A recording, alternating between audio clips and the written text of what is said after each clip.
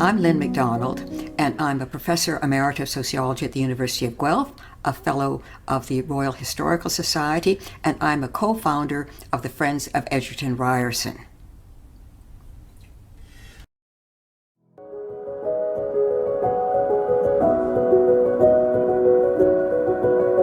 What struck me most about the accusations against Ryerson by Ryerson University as it then was, and also at Victoria University, which he founded, is how monstrous they were. These are simply not little mistakes or nuance, or they didn't get it quite right.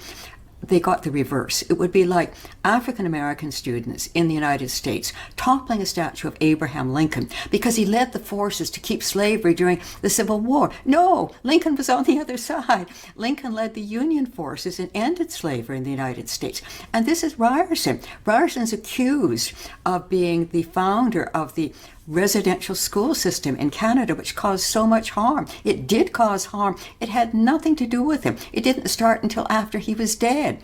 He supported the voluntary schools that Indigenous parents wanted, that Indigenous leaders wanted, particularly those whom he knew well, the Ojibwe, the Mississaugas of the Credit. He went there as a missionary. He befriended them. He loved them.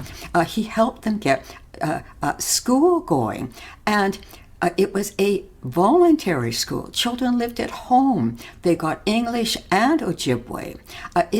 He supported their land claims. They didn't get their land claims settled. They failed. He supported them. Indigenous leaders went to England to press for them. They were unsuccessful, but he was on the side that fought for it. He fought to get them clear title to their fishing grounds in Lake Ontario. Again, that failed, but he was doing the right things. He was a friend of Indigenous people, and a chief at the Credit named him a brother and gave him an Ojibwe name, Cheehawk. Now, that should be celebrated. The old Ryerson University should have been celebrating his Indigenous connections because they were powerful and positive.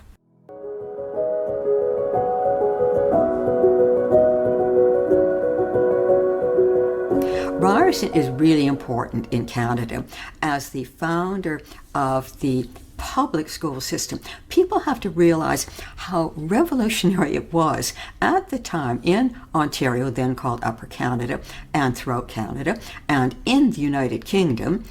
Schools were fee-paying. There weren't very many. Very few children went to school at all.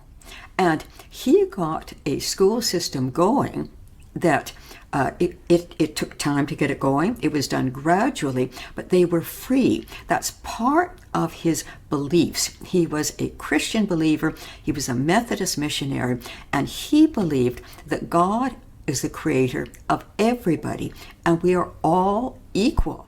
And there should not be differences of status, of title, of rank, or of nation. He didn't believe in a superior race. He was egalitarian in those views, going back to his faith. And so the school system should be open to all children, not just the children of parents who had money enough to send them for private education. This was revolutionary. It took a long time to bring it in. It came in gradually. But he's the one who had that idea, and he influenced the provinces to the west. They got teachers that were trained in Ontario. They got his ideas, and he even influenced the United Kingdom because it didn't have free schools at that time, but they brought them in, and Ryerson is one of the people who influenced them to do that.